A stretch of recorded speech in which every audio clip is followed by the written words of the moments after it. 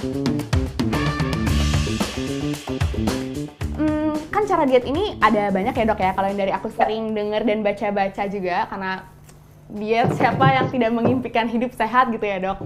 Gimana sih dok cara menentukan diet yang tepat untuk kita jalani, yang cocok dengan kita tuh apa gitu, patokannya tuh apa gitu dok, cara menentukannya?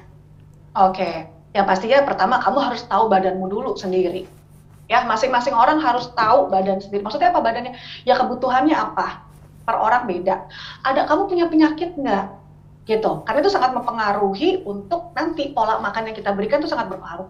Kadang misalnya masih muda-muda, nggak ada penyakit ini itu. Padahal karena dia nggak tahu, dia nggak pernah ngecek.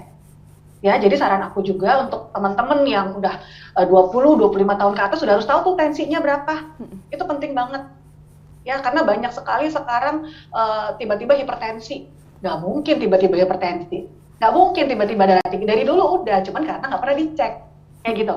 Ya, jadi paling nggak udah harus tahu tuh, kita punya masing-masing komposisi tubuh, tinggi badan, berat badan harus tahu. Terus kemudian kondisi penyakit, ya, atau misalnya ada riwayat diabetes, ada riwayat darah tinggi, riwayat kolesterol, itu juga kita harus tahu.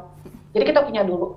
Nah, setelah kita udah tahu, oke, aku butuhnya segini, gitu kan, aktivitas aku sehari-hari seperti ini, terus goalnya mau apa? Balik lagi ke goalnya mau apa? Oke, goalnya aku supaya yang tadinya aku ada riwayat diabetes, supaya nanti dengan aku atur pola makan, aku nggak jadi diabetes nih. Misalnya seperti itu. Atau misalnya aku dengan hipertensi tadi atau darah tinggi, aku supaya terjaga, supaya nanti nggak ada target organ yang kena, yang rusak dengan pola makan aku yang bagus. Jadi sebenarnya kita harus tahu dulu badan kita. Ya, kamu harus tahu badanmu sendiri. Ya, kondisinya seperti apa, ada penyakit yang mendasari apa enggak, terus kemudian apa lagi, goalnya kita mau apa? Oke, aku goalnya mau lebih lean dok, mau lebih langsing, mau lebih ini. Nanti programnya atau pola makannya dan aktivitas fisik dan olahraganya juga akan disesuaikan dengan kondisi masing-masing. Itu dulu yang harus tahu. Begitu kita tahu, nah cari ke sumber yang tepat. Udah tahu nih dok, aku dengan hipertensi dengan ini, mau dong atur, biasanya datangnya kemana? Ke dokter gizi. Ya, konsultasi. Jadi memang benar-benar konsultasi kepada orang yang berkompeten di bidangnya. Nah, biasanya sekarang di tiap rumah sakit udah ada lah dokter gizi, spesialis gizi klinik pasti ada, dari Sabang sampai Merauke sudah ada menyebar di mana-mana. Nah, biasanya itu silakan tuh mau tanya apa, mau tanya sebanyak-banyaknya, istilahnya biasanya dokter gizi itu orangnya demen ngomong.